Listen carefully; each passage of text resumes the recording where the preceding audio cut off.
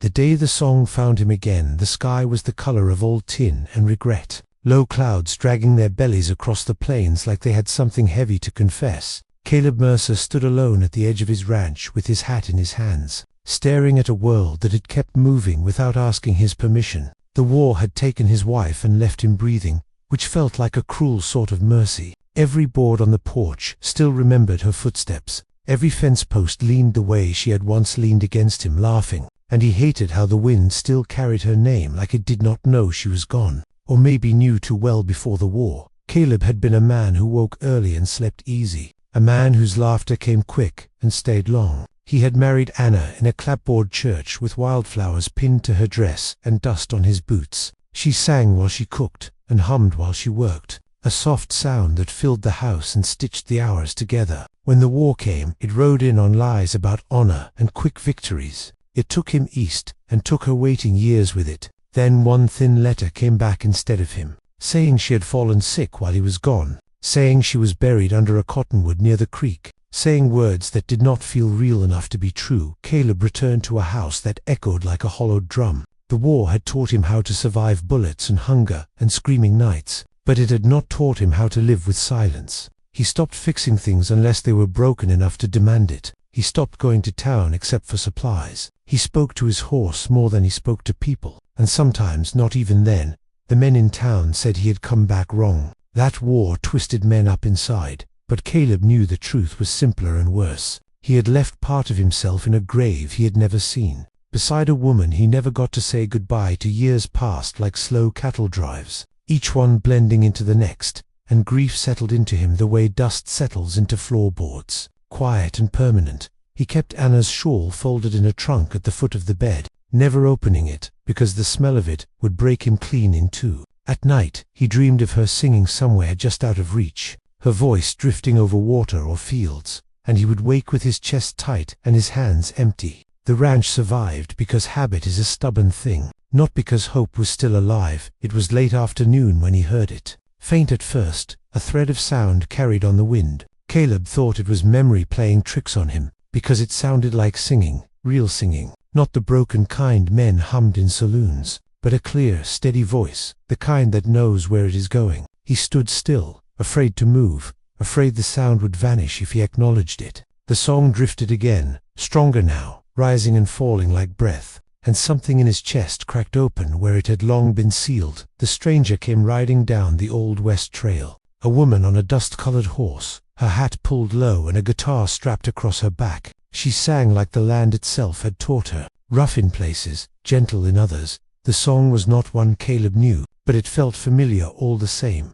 like a dream he had once lived. She stopped when she saw him, her voice cutting off clean, leaving the air ringing with absence. She looked at him with steady eyes and said she hoped she was not trespassing. Her voice spoken was different, but kind, and it shook him worse than the singing. Had Caleb found words the way a man finds water in dry country? Slow and unsure, he told her the land was his, that she was welcome to pass through. She nodded and said she would not stay long, just needed to rest the horse and her own bones. She asked if he minded music, and the question hit him hard, because once music had been the center of his life. He told her he did not mind, which was the closest he had come to truth in years. She smiled then, not bright, but real, the kind of smile that has known trouble and walked on anyway, as she sat on the porch and tuned her guitar. The first notes rang out, clean and sharp, and Caleb felt something stir that he had thought long dead. The song she played was not Anna's, but it carried the same ache, the same promise that life could still be more than endurance.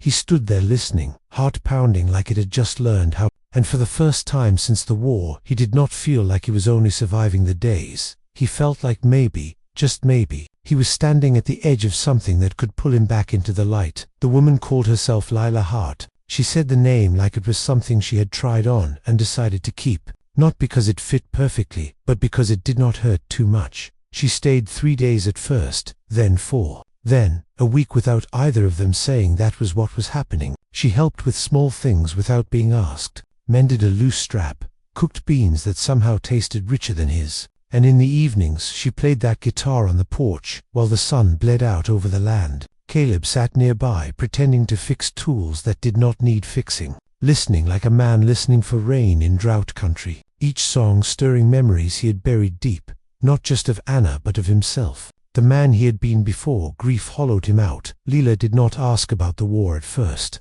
did not poke at his silence like folks in town used to. She talked instead about roads and campfires and places where the sky felt wider than usual. She said she learned to sing from her mother, who sang to keep fear away, and Caleb understood that kind of singing better than most. One night, as coyotes yipped far off and the stars burned sharp overhead, she sang a tune that carried sorrow in its bones, and Caleb felt his throat close. The song pulled images from him he had not let himself see. Anna laughing with flour on her cheek, Anna standing in the doorway waving as he rode east, Anna alone when sickness took her while he was gone fighting someone else's cause. He did not cry, but his hands shook, and Lila noticed without saying a word. When she finally asked about Anna, it was gentle and plain, like offering water instead of demanding answers. Caleb told her in pieces, broken sentences stitched together by long pauses. He told her about the letter, about coming home to a grave he never saw her lowered into, about the way guilt had settled on him, heavier than any pack he had carried in the war.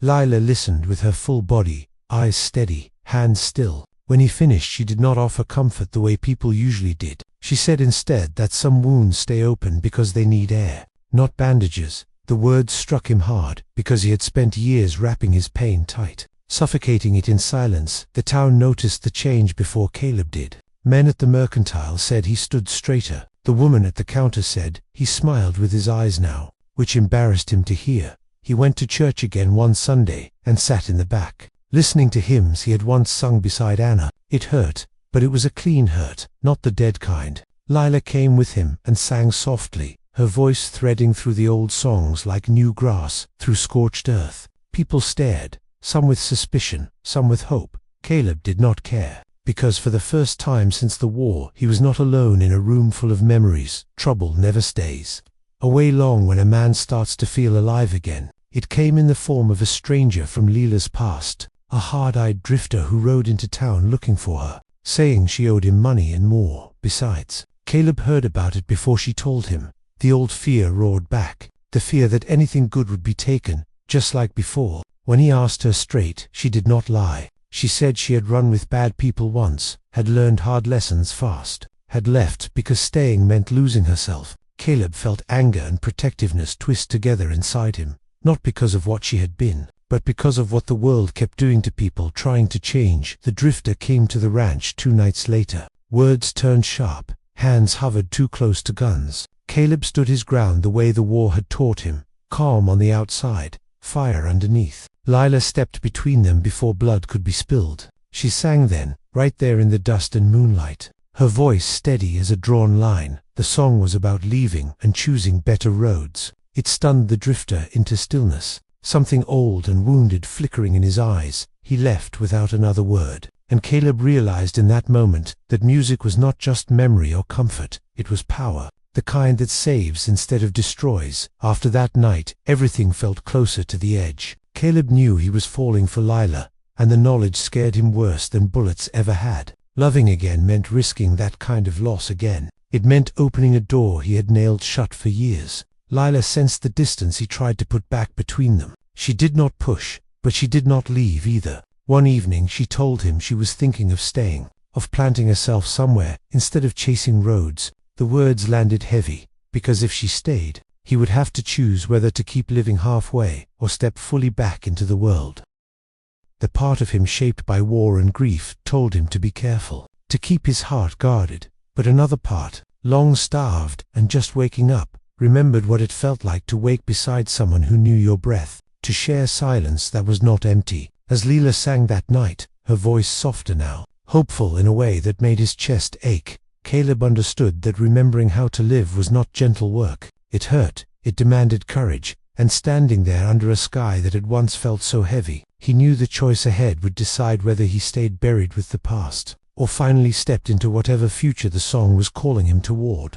The choice did not come in a single clear moment like stories like to pretend. It came in pieces, in quiet mornings and restless nights, in the way Caleb caught himself listening for Lila's voice when she stepped out of sight, in how the house no longer felt like a tomb, but a place that breathed again. He realized one dawn while standing at the creek that grief had taught him how to endure, but not how to live, and endurance alone was a thin kind of existence. He thought of Anna then, not with the sharp pain that once split him open, but with a softer ache, the kind that comes with love remembered instead of love lost, and he understood something that scared and steadied him all at once. Loving again would not betray her. It would honor the part of him she had loved. Caleb rode out to the cottonwood by the creek where the town said Anna was buried. He brought no flowers, just himself and the truth he had been carrying for years. He spoke aloud to her grave, voice rough but honest, told her about the war and how it had broken him in ways bullets never could,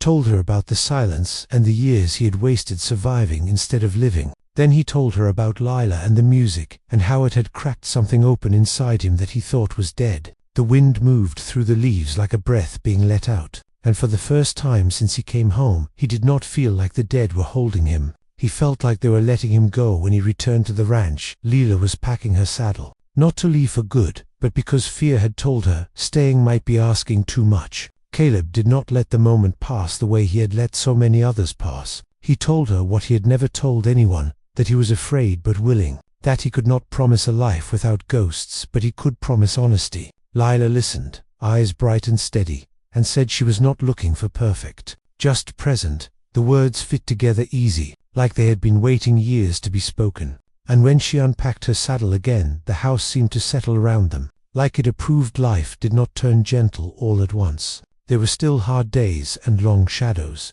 but now Caleb faced them with someone beside him. Lila helped turn the porch into a place of music again. Neighbors came by in the evenings, cautious at first, then eager, drawn by the sound of a woman singing hope into the dark. Caleb found himself laughing without flinching, fixing things because he wanted them whole, not just because they were broken. The ranch no longer felt like a punishment, it felt like a future. And that was a strange and welcome thing. Lila taught children in town songs her mother had sung, said music was a way of remembering without drowning. Caleb watched her from a distance sometimes, amazed at how easily she carried both sorrow and joy. He learned that healing was not about forgetting the past, but about letting it take its proper place. Anna was no longer everywhere. She was where she belonged, in memory, in love, not in every breath he took. And that made room for something new to grow one night, long after the others had gone home. Lila sang a new song on the porch, her voice low and sure. The words told the story of a man who lost everything and found his way back by listening instead of running. Caleb knew then the song was for him,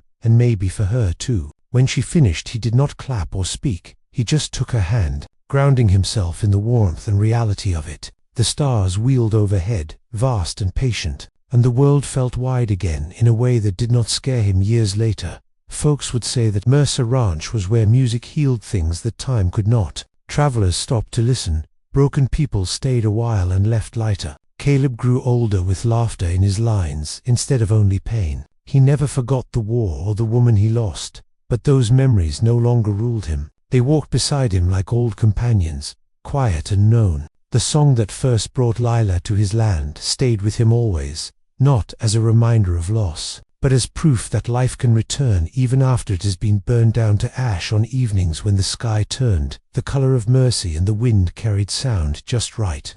Caleb would sit beside Lila and listen, hat on his knee, heart steady in his chest. He had not been saved by forgetting, but by remembering how to live. And as the song drifted out across the plains, he knew this truth as sure as any he had learned. The war had taken his wife, but it had not taken his future. And sometimes, if you are willing to listen, a stranger's song can lead you all the way back to yourself.